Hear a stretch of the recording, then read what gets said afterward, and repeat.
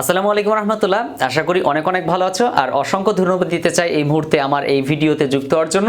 এই ভিডিওটি হচ্ছে লেকচার 29। তুমি পূর্বের ভিডিওগুলো দেখে না থাকলে অবশ্যই পূর্বের ভিডিওগুলো দেখে নাও, কারণ পূর্বের লেকচারগুলোতে অনেক গুরুত্বপূর্ণ বিষয়গুলো আলোচনা করা হয়েছিল। তো এই ভিডিওতে আমি আলোচনা করে দিতে যাচ্ছি বৃত্তের ক্ষেত্রফল। তোমাকে এই মুহূর্তে যে কাজটা করতে হবে, যদি এই লেকচার শিট অর্থাৎ লেকচার শিটটি যদি হাতে থাকে সি প্রোগ্রামিংয়ের উপর, তাহলে লেকচার শিটটি হাতে নাও এবং খাতা কলম হাতে নিয়ে বসে পড়ো এবং পুরো ভিডিওটা প্রথম থেকে শেষ পর্যন্ত দেখে নাও। যদি লেকচার শিট না থেকে থাকে তাহলে প্লিজ স্ক্রিনে দেওয়া নাম্বারে কন্ট্যাক্ট করো, হোয়াটসঅ্যাপ অথবা ইমোতে মেসেজ দিতে পারো, সরাসরি অথবা সরাসরি ফোন কল দিয়ে তুমি তোমার শিট কালেক্ট করে নিতে পারো। এই অধ্যায়ের উপরে বৃত্তের ক্ষেত্রফল নির্ণয়ের জন্য অ্যালগরিদম, ফ্লোচার্ট এবং সি প্রোগ্রাম করতে হবে। তো এই প্রোগ্রামটা আরও সহজ পূর্বের ক্লাসের চেয়ে, কারণ এখানে আমাদের পূর্বের সূত্রের চেয়ে এই সূত্রটা আরও সহজ। কেন? আমরা তো জানি যে বৃত্তের ক্ষেত্রফল নির্ণয়ের জন্য যে সূত্র সেটা হচ্ছে area equal to pi r square. এটা পূর্বেই কিন্তু তুমি শিখেছিলে। আর হচ্ছে রেডিয়াস এবং পাই আর স্কোয়ার। তো আমরা এই সূত্রটা না লিখে একটু মডিফাই করব। কেমন মডিফাই করব? সেটা হচ্ছে এরিয়া ঠিক থাকবে, এরিয়া ইকুয়াল টু পাই না লিখে 3.1416 লিখব। পায়ের মান কত? 3.1416, সেটা কিন্তু আমরা লিখব। তারপর আমরা এটার সাথে গুণ করব, 2 বার আর গুণ করব, কারণ কম্পিউটার এই স্কোয়ারটা বুঝে না।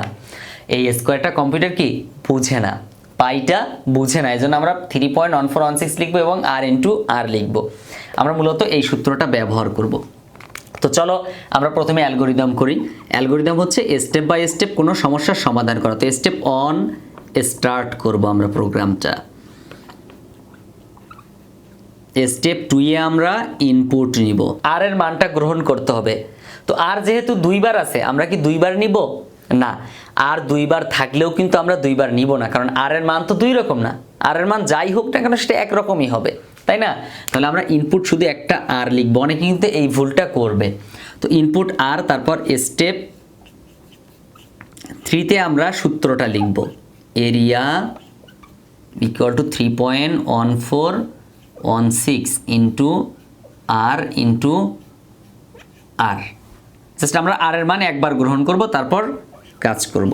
স্টেপ 4 এ যে আমরা প্রিন্ট করব এরিয়া, প্রিন্ট এরিয়া। স্টেপ 5 এ যে আমরা ইন্ড করব। এই হচ্ছে আমার অ্যালগরিদম, মাত্র 5টা line. Start, input r, area equal to 3.1416, হ্যাঁ, তারপর ইন্টু আর, তারপর প্রিন্ট এরিয়া, তারপর ইন্ড করে দিলাম। একবারে সহজ ব্যাপার, মানে কতটা সহজ কল্পনা করাটাও কঠিন। তারপর আমরা ফ্লো চার্ট করব। স্টার্ট করব প্রথমে, তারপর আমরা ইনপুট নিব আর, ইনপুট আর, তারপর আমরা সূত্রটা লিখব, area equal to 3.1416 into r into r. তারপর আমরা প্রোগ্রামটা প্রিন্ট করব, মানে এরিয়াটা প্রিন্ট করব, প্রিন্ট এরিয়া। দেন আমরা ইন্ড করে দিব। ইন্ড মানে বিশ্বাস হওয়ার মতো না যে আসলে এত সহজ বা এত ছোট হবে। Start, input r, area equal to 3.1416 into r, print area, end. আসলে আমার কাছে বিষয়টা যতটা সহজ লাগে তোমাদের কাছে কিন্তু এতটা সহজ না, কারণ তোমরা স্টুডেন্ট আর আমরা টিচার। আমরা তো সারা দিন এগুলোই পড়াচ্ছি, তো আমার কাছে সহজ লাগতেই পারে, অনেকে বিরক্ত হয়ে যাবে। তো এই জন্য বলি যে আসলে সহজ না কোনো কিছু, কঠিন। তবে কারো কাছে সহজ লাগবে, কারো কাছে কঠিন লাগবে। তাদের কাছে সহজ লাগবে যারা বারবার প্র্যাকটিস করবে, আর তাদের কাছে কঠিন লাগবে যারা বারবার প্র্যাকটিস করবে না। ওকে, তো দেখো এবার আমরা সি প্রোগ্রাম করব। তো সি প্রোগ্রামের ক্ষেত্রে আমরা হেডার ফাইল লিখব, ইনক্লুড stdio.h, তারপর ইনক্লুড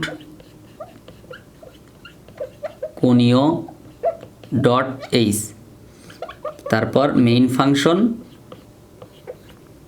তারপর আমরা এবারও ফ্লোট গ্রহণ করব। আচ্ছা, এখন তুমি বলো তো এই যে 3.1416 3.1416 এটা কি পয়েন্টের না, মানে ভগ্নাংশ না? তাহলে ভগ্নাংশ আমরা যেহেতু দেখতেই পাচ্ছি এখানে ভগ্নাংশ আছে, তাহলে কি ফ্লোট নেওয়ার বিকল্প কিছু আছে? অবশ্যই আমরা ফ্লোট গ্রহণ করব। তাহলে ফ্লোট আর এর মান গ্রহণ করব, এই জন্য আর নির্ণয় করব এরিয়া, এই জন্য এরিয়া, তারপর সেমিকোলন দিব। এরপর আমরা প্রিন্ট এফ অর্থাৎ ইনপুট গ্রহণ করব, enter the value of r inverted comma then semicolon দিব। স্ক্যান করব, স্ক্যান এফ, পার্সেন্ট এফ লিখব একবার, কারণ এখানে আর শুধু গ্রহণ করেছি, অ্যান্ড আর। তারপর আমরা সূত্র লিখব, সূত্র কি?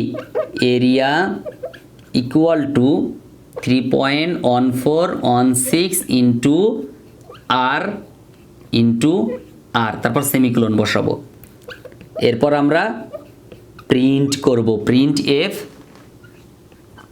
ফলাফলটা কি হবে? ভগ্নাংশ হবে, এই জন্য পার্সেন্ট এফ দিব। তারপর এখানে যেটা নির্ণয় করতেছি সেটা লিখবো, আমরা এরিয়া নির্ণয় করতেছি এজন্য এখানে এরিয়া লিখব, তারপর সেমিকোলন বসাবো। এরপর আমাদের প্রোগ্রামটা কিন্তু এখানেই শেষ হয়ে যাবে, গেট সিএইচ দেন ব্র্যাকেট দিলাম। এই হচ্ছে আমাদের কাজ, include studio dot H, include conio dot H, main function float নিব, আমরা মানটা কি করব? ফ্লোট নিব। কারণ কি পরিচয় করাবো ফ্লোট, এই কারণে অবশ্যই ভগ্নাংশ আসবে এই অঙ্কে। এবার একটু ছোট্ট করে একটা বিষয় একটু বুঝো, আমরা পয়েন্টের পর এখানে যেমন 2 3 ঘর 4 ঘর আছে, তো আমরা পয়েন্টের পর সচরাচর 2 ঘর ধরে থাকি না?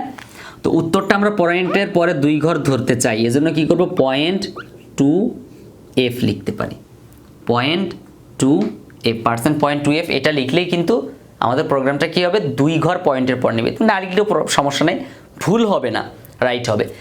তো এই হচ্ছে আমাদের আজকের ভিডিও। যারা ভেবেছিলে আইসিটিতে ফেল করবে তারা এখন আইসিটিতে এ প্লাস পাবে ইনশাল্লাহ, কারণ আইসিটির সকল ক্লাস, সকল লেকচার শিট এবং বোর্ড প্রশ্ন থেকে শুরু করে সকল সমস্যার সমাধান, প্রত্যেকটা টপিকের উপর আলাদা আলাদা ভিডিও এখন তোমার হাতে।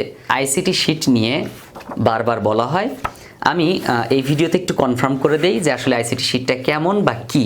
আজকে তোমার ক্লাসে স্যার বলে দিল যে চট্টগ্রাম বোর্ড 2017 সালের অঙ্কটা করে আসবা, আগামীকালকের পরীক্ষায় থাকবে।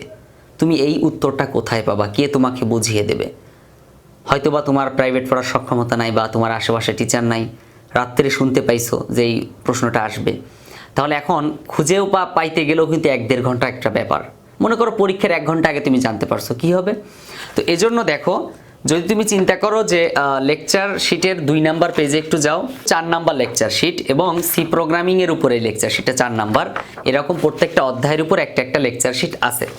তো এই লেকচার শিটের মধ্যে দেখো সুন্দর মতো স্ক্যানার সিস্টেম দেওয়া আছে প্রত্যেকটা লেকচারের উপর, যেমন লেকচার 5, 6, 7, 8, 9। প্রথমে আমি কিন্তু যোগফল নির্ণয়, গুণফল নির্ণয়, মানে প্রত্যেকটা একটা পার্ট আলাদা করে দিয়েছি, একই রকম নিয়মেরগুলো, যেমন যোগ বিয়োগ গুণ ভাগ, এগুলো একসাথে আলোচনা করছি। প্রথমে আলোচনা করছি এই যে লেকচার 2, লেকচার 3, লেকচার 4, এভাবে আলোচনা করছি। তো দেখো এই যে লেকচার 2 এর ক্ষেত্রে দেখো, লেকচার 2টি সংখ্যার যোগফল নির্ণয়ের জন্য অ্যালগরিদম ফ্লোচার্ট নির্ণয়। তো এখানে পাশে কিন্তু কিউআর কোড দেওয়া আছে, তুমি যদি স্ক্যান করো তাহলে এই ভিডিওটা চলে আসবে, মানে এই অঙ্কটা বুঝাই দিছি, ভিডিওতে বুঝাই দিয়েছি ইউটিউবে। তো তুমি খুঁজে পাবা কোথায়? এখানে স্ক্যান করলে ভিডিওটা চলে আসবে। স্মার্টফোনটা হাতে নিলাম, কিউআর কোড একটা সফটওয়্যার দেওয়া আছে, সফটওয়্যারটা হচ্ছে এই যে, এই সফটওয়্যারটা তুমি দেখতে পাচ্ছ, সফটওয়্যারটা একটু দেখে নাও। এই সফটওয়্যারটা তোমার কাছে অবশ্যই আছে। তো এখন তুমি কি করবে? এই কিউআর কোড এখানে ধরবে, এই যে আমি ধরলাম, অটোমেটিক এই যে গো টু ওয়েবসাইট, ওয়েবসাইটে চলে গেছে, দেন ইউটিউবে, এই যে ইউটিউবে চলে গেল, তারপর কিন্তু ভিডিওটা এই যে চালু হয়ে গেছে। আসসালামু আলাইকুম রাহমাতুল্লাহ। লেকচার 10 কুমিল্লা বোর্ড 2019 লেকচার 10 এর উপর ক্লিক করো, তাহলে তুমি এখানে এই যে কিউআর কোড পাশে দেওয়া আছে ছোট, এই কিউআর কোডের উপর তুমি ক্লিক করো, মানে কিউআর কোডের উপর তোমার স্ক্যানারটা ধরো মোবাইলের, দেখবা যে অটোমেটিক ভিডিওটা চলে আসবে ইউটিউব থেকে, তোমার খোঁজার প্রয়োজনই নেই, লেকচার 10 নামেই চলে আসবে। তাহলে তোমার কিন্তু খোঁজাখুঁজির একদম প্রয়োজন নেই। তো এই লেকচার শিটের মধ্যে এছাড়াও কিন্তু সব সমস্যাগুলো সমাধান করা আছে, যেমন সি প্রোগ্রামিংগুলো নির্ভুলভাবে দেওয়া আছে, ফ্লোচার্ট নির্ভুলভাবে দেওয়া আছে, অ্যালগোরিদম নির্ভুলভাবে দেওয়া আছে এবং কালারিং করা সুন্দর মতো সাজানো গোছানো। এভাবে আইসিটি পুরো বইয়ের উপরে কিন্তু লেকচার শিট তৈরি আছে। সো তুমি যদি চাও পুরো বইয়ের লেকচার শিট নিতে পারো। তো এজন্য এখনই কি করতে হবে, স্ক্রিনে দেওয়া নাম্বারে যোগাযোগ করো এবং লেকচার শিটগুলো কালেক্ট করে নাও। তাহলে আমি আশা করি তোমার মানে আইসিটি নিয়ে কোনো চিন্তা করা লাগবে না, প্রাইভেট পড়তে হবে না কখনো। সিম্পল বিষয়, জাস্ট ভয়ের কোনো কারণ নাই। এখনই তুমি স্ক্রিনে দেওয়া নাম্বারটি তোমার মোবাইল ফোনে তুলো, তারপর তুমি হোয়াটসঅ্যাপ অথবা ইমোতে আমাকে নক দাও।